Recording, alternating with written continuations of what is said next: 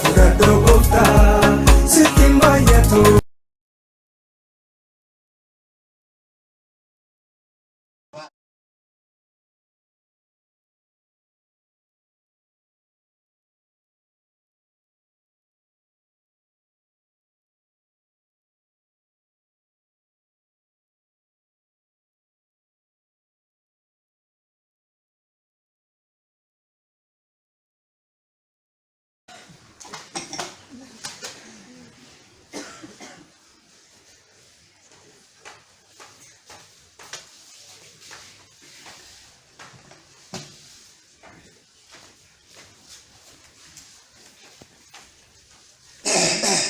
Jolle, nagabultani?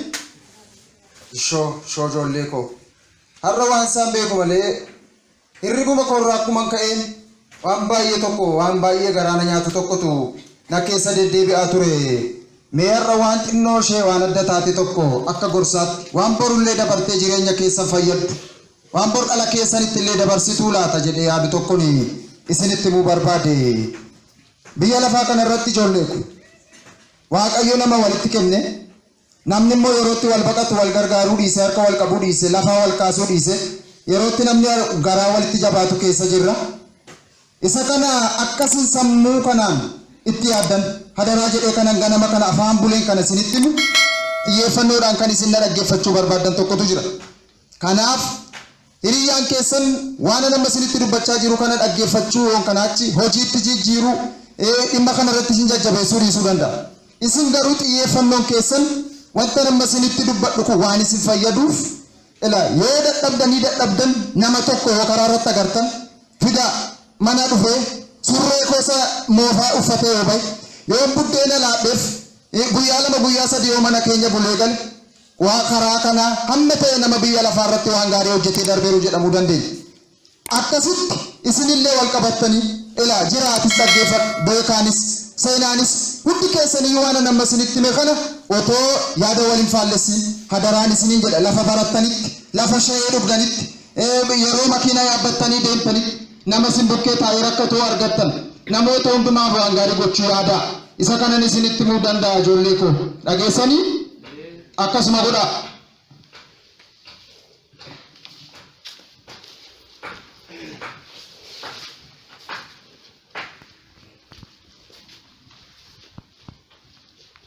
Soal, dubbiin abbaan kun dubbate qalbii kana butuutti jira.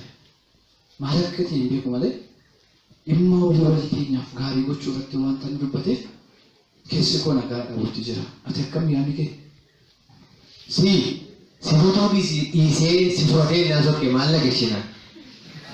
Waa'ee nama gargaaruu namaaf dhaabadhaa waaqayyo kana jaallata kana agaruu hin barbaadu. Atis jira waan kana lammata natti hin kaasina yeroo kanattan ofii koo jiraachuun barbaada. Aniyyuu nama na gargaaruun barbaada. Beekta miti kanaafuu waa'ee gargaarsaa akka natti hin kaafne. Jira maal taatee akkas taate kanuma moo guddinni kee beekumsi kee akkamitti ati yaada abbaa kootii qeeqxaa nuyi iji keenya sirra jira yoo hangafa keenya waa baay'ee nu barsiista maal taatee akkas taatati ati lama sadii uffattee obboleessi kee achii qullaa sadaaraa keessa gaafa taa'u si maaltu sitti dhagahama yaada abbaa koo qeeqxan hin barbaadu.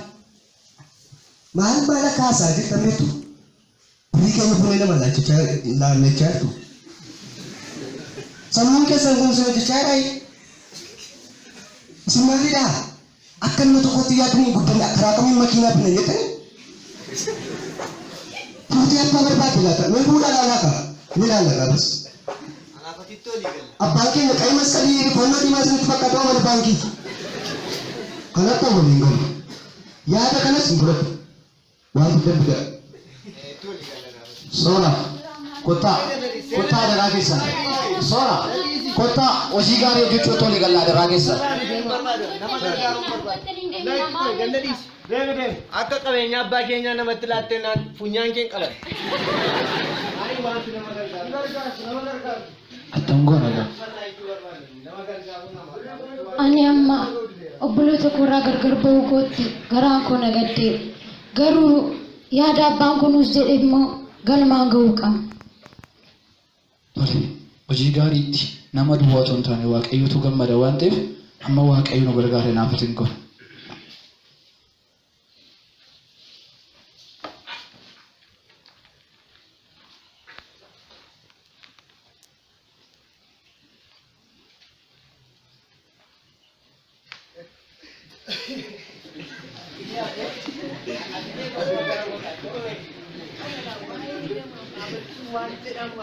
Agam berbagai, gero kan itu nu opikinya lah, anak kata, jebulati, beri kubin betul betul.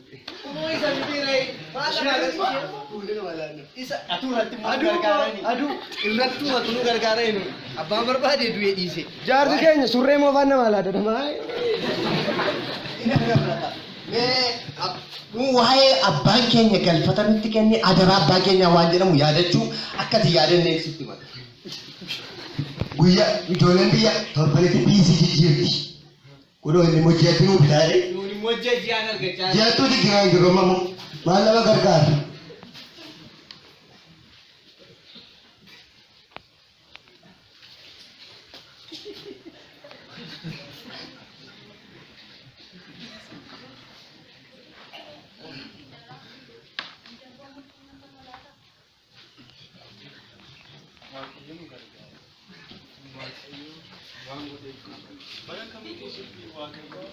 Namaan uumee gateen rastaanaan booris waaqayyootti hin gammanne rakkinni kunis hin darbu kalee sumsa kumariyyaa keenya nama gargaareerra waan gaarii uffanneerra waan gaarii nyaanneerra rakkinni irra baay'atus girraayyoo nutti baay'atus waaqayyootti garuu abdiin kutamu maaliif jennaan waaqayyo waan gaarii gochuutti beeka waaqayyo nama kan bara kam keessattuu dagatees gatees hin beeku anti jabaadhu ishii.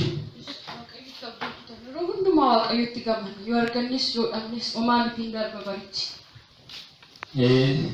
Wanti nuti beekuudhaa qabnu isa kana ni jalqabaa kaleessa arganneera nyaanneerra har'a garuu yoo namni akka keenyaa nurra waa wayyaadhamu yoo nu gargaaru kanaafuudhaa garuu waaqayyoota abdii kutannu guyyaa inni garuu hin darbu yaadaan nuuf qaba. Nagaa keessanii. Deguma. Naguma. Acuma tetot main bifike maal fakkaata. Rakkina wayii nurra geessin immoo nurra waa wayii miti fakkaatan jennaan gara keessan dhufnee dara waanuma qabdan nu gargaara waanuma qabdan irra. Rakkina kamii? Maal rakkina waan jedhamu dhagahuun barbaadu. Diyaasoraa wayitii. Diyaasoraa wayii sitti fakkaatu yoo inni taasisan dhufee nu baratu. Maal jechuu fedhe?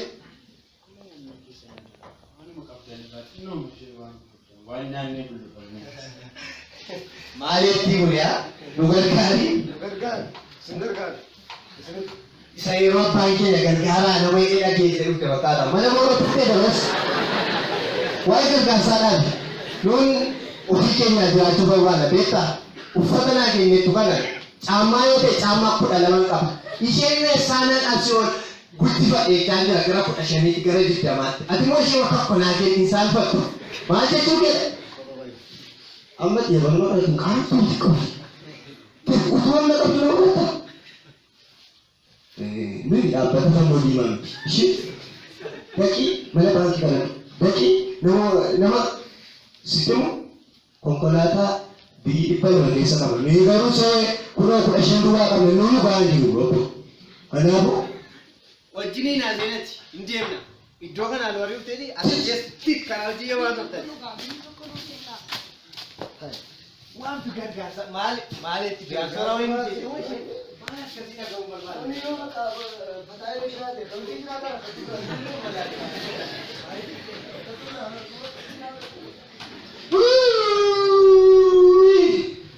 Wayine boortu leeraa galataa akka nama galee Zakariyaa waan daawwatee sirnaan hin baafanne. Akka nama galee Zakariyaa waan gaarii hin nyaanne. Akka nama galee sarbilatee hin uffanne. Wayyoo. Wayyoo.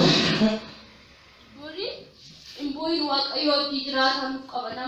Namarraa waan argannu yoo dhabne waaqayyorraa waan argannu qabna waan ta'eef abboon manni keenya guutuudha. Kanaaf imboyin boori abdii keenya abdii jiraatu.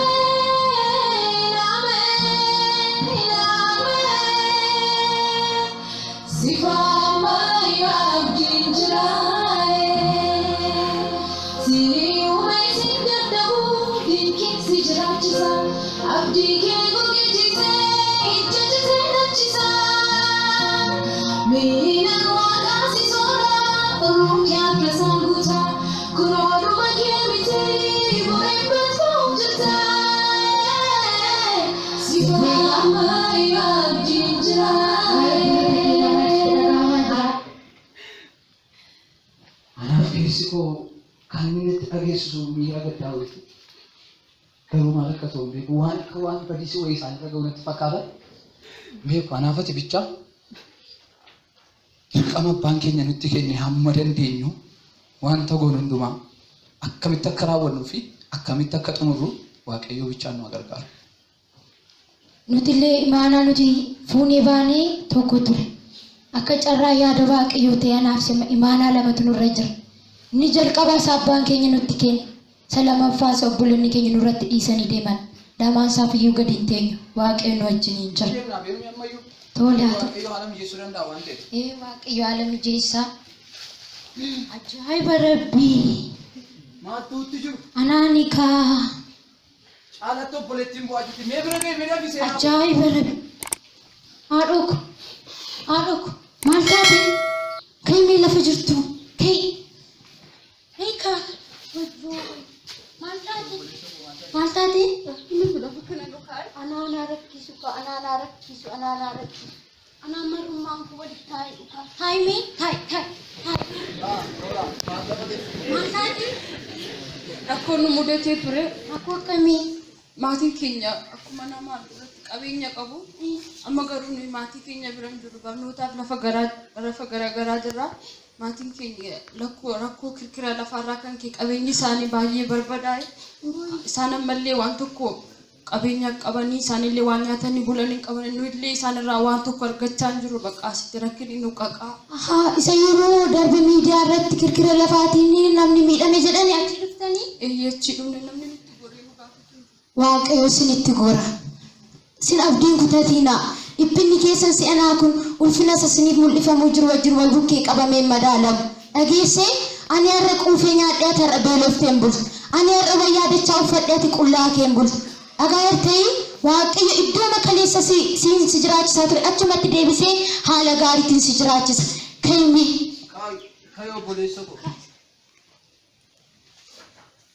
Nama gargaaruudhaaf nama qofti gaara. Sammuu ilaalcha dhugaan misoome qabaachuun gammachuu jireenyaa namaaf laata. Kanaafiyyuu beela keessan keessatti isin cinaa dhaabbachuudhaaf aniif obboleettiin koo isin wajjin jirra. Haalli isin har'a laaltan kun hin darba. Kanaafiyyuu isin gargaaruudhaaf abdii guutuudha.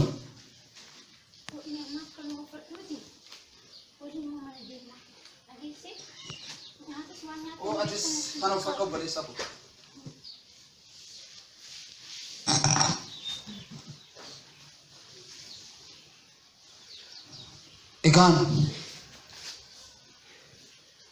amma guyyaan rakkinaaf dhiphinaa kun darbutti kan dabbaa keenyaatti isin fudhannee galla.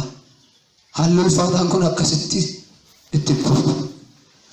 Isin nuuf obboloota keenya nun baay'ee isin jaallanna. Kottaa abbaan keenya yoo nama dadhabe argitan fidaa kottaa waan nuun jedheef seera fuunee galla. Kottaa.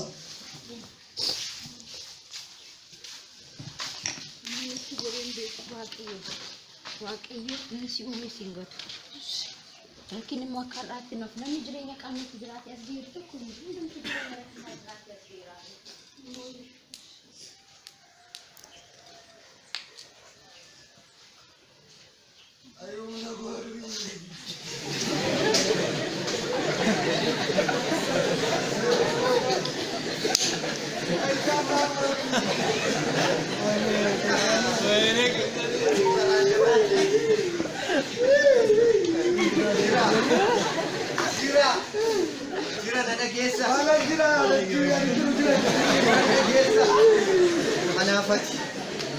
Anaaf ati cubbuu maali hojjenne akka qabnu beektaa?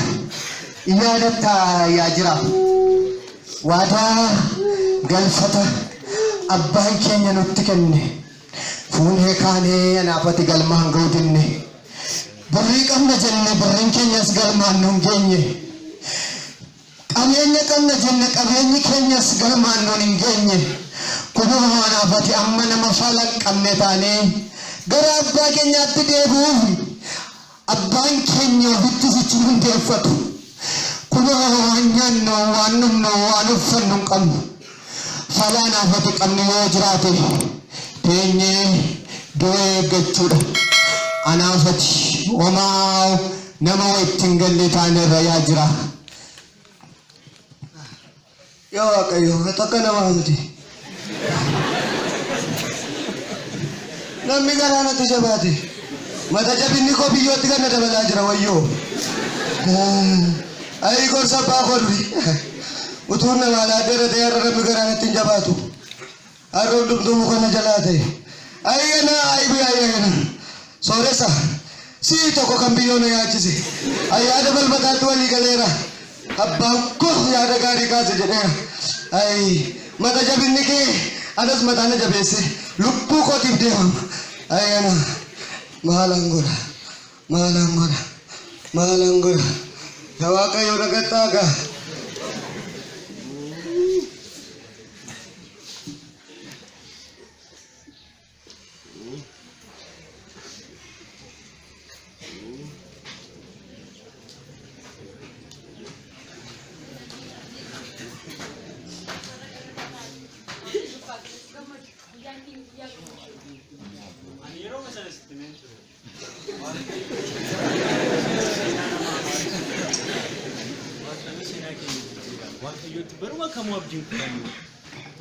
Waaqayyo gaariidha bara kam keessattuu namaan uumee gatee hin beeku kaleessa dheengadda namoonni baay'ee qoramaa turanii yoo biyyoo fudhatte sooressa danuu ture garuu qorameera garuu immoo akka qorameef akka hiyyoometti immoo hidhamu bara kam keessattuu immoo Waaqayyo nama isaa uumee gatee hin beeku Waaqayyotti abdii hin kutannu yaadni namaaf yaadni Waaqayyo immoo baruma kamuu gargari si gorsaan ture yaadatamne baay'ee garuu hundumaa kan hin gammadu rakkina keenya keessatti ni bakka Waaqayyoon qabaanne. Iyyee inni kun isa jalqabaaf isa duraatti haala laaltee Waaqayyoo waaqessuun si deemiti haalli ol ka'us haalli garbus Waaqayyo baruma kam keessattuu waaqeffama Waaqayyo kaleessa lafa nuti rakkanneetti nu gargaareera arras immoo nu jalaan jira wanti nuti gochuudhaa qabnu inni jalqabaaniif inni duraan garuu kaleessa Waaqayyo bara rakkanne keessatti yoo namni nurra darbee Waaqayyo nutti qoree lafa nuti kofne immoo nama karaa namaa qoree Waaqayyo lafaa nu kaase arras taanaan boorus wanti adaraan guddaa nurra jiru anaaf sirraa nama rakkate amma lubbuun kee lafa kanarra jirtutti nama kam gargaaru akka qabnu kun waan Waaqayyo nurraa barbaadu fuula namaa durattis waan barbaadu. Ani kan hin jedhu garuu boori namoota guyyaa sana lafaa nu kaasan yaadatan miti seenaan keenya akka jijjiiramuuf illee sababa kan ta'an sana Waaqayyo wajjiniin jechuudha. Namoota sana karaa kamiin dawwallee irraa haa ta'u karaa kamiin deemnee nagaa gaafachuu dandeenya? Isaaniin barbaannee nagaa Waaqayyoo gaafachuu warra rakkatan bira dhaabbachuun dirqama koo dirqamati.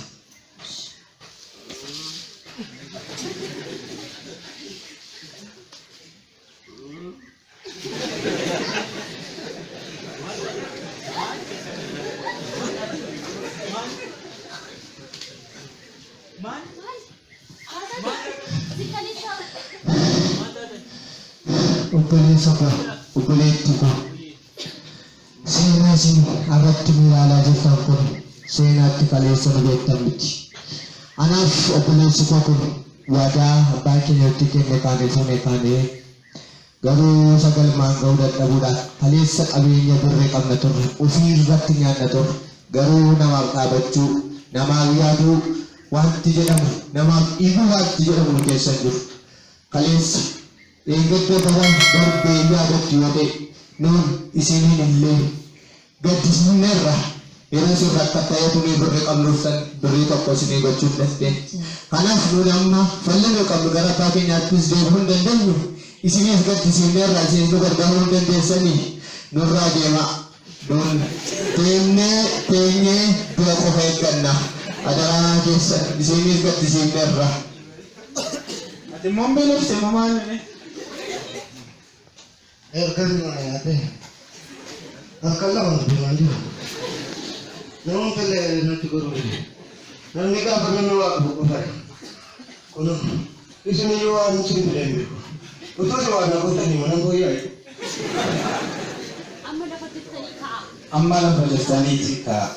Kamu menekinya sedikit abanan. Nagabi. Uno tinggal ram. Ugumahan karabu tulog agad to.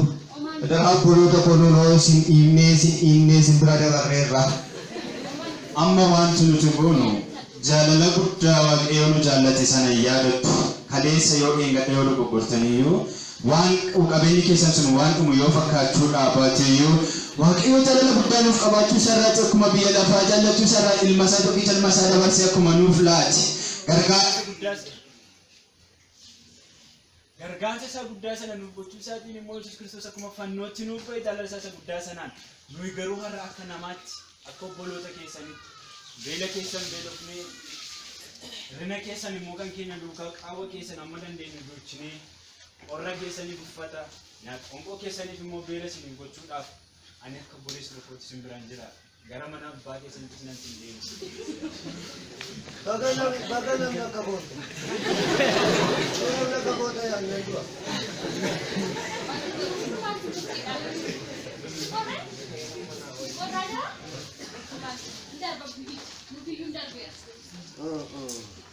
Sena. Amma tongora. No one guna be obulu tikenya kanguna. Yona banken. Galu jirre ya mabanku suni gaira mana. Yona dufu firon sage. Sirri. Numma yona to bolote ke jeyu do sanjana simbe. Kami fu yeron dufu. Ega. Soda abia do daroma wanta te ndo batti modi. Ko pe mo wala. Jadi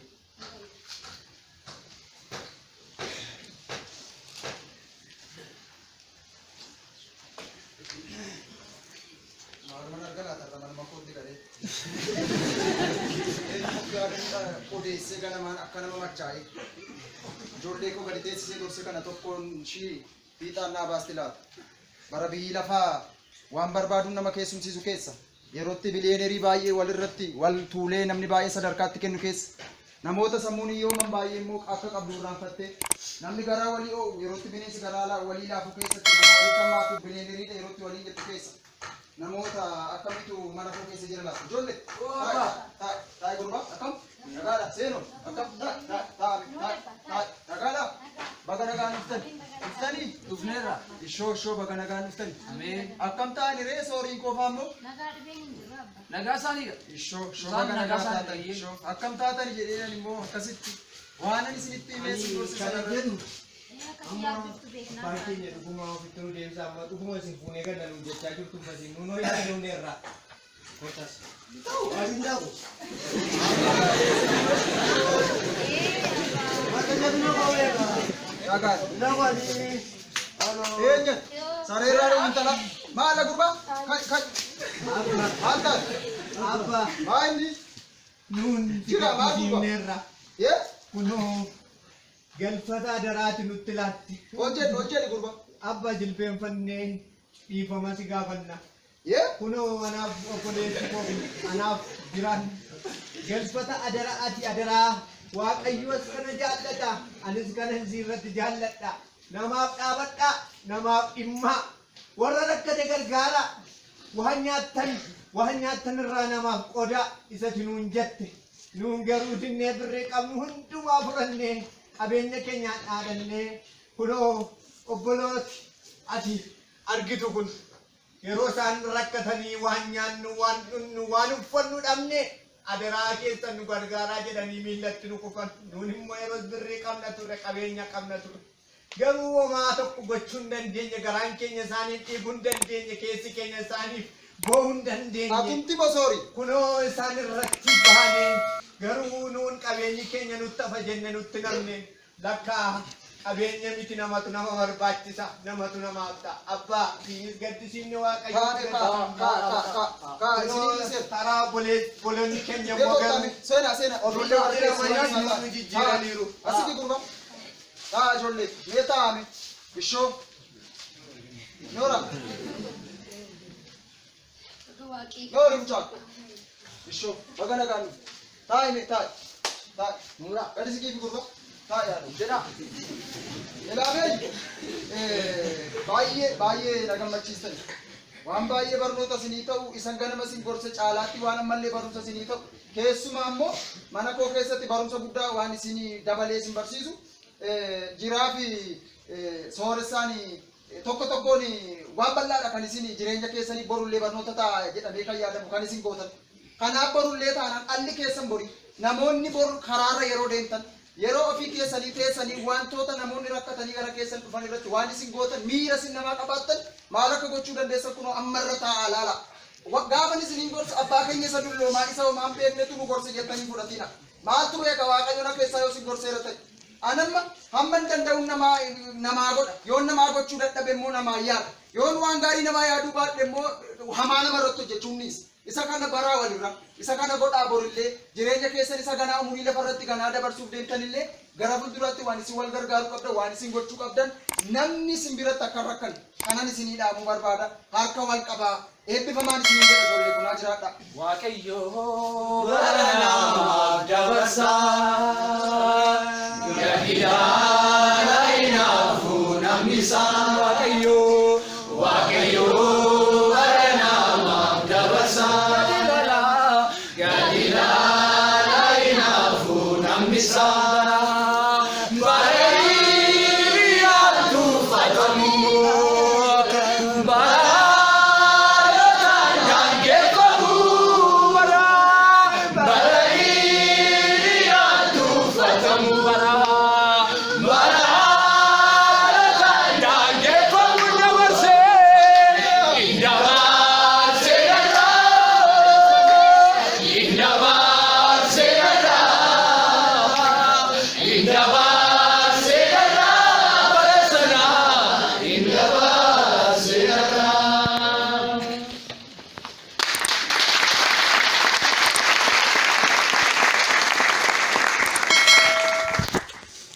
Obboloota keenya